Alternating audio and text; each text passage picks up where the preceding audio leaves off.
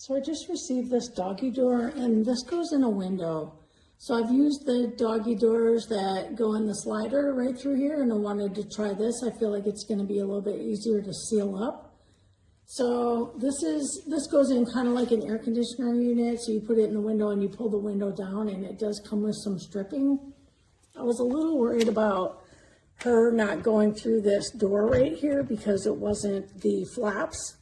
Regular flaps, so this is a hard plastic, but it's really light and it is lockable.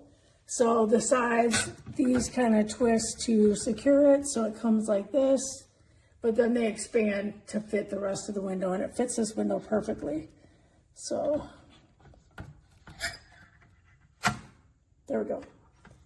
And then you just pull the window down.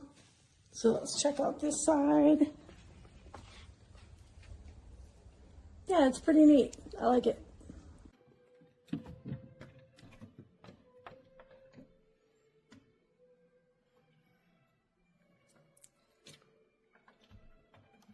Come on, you can do it.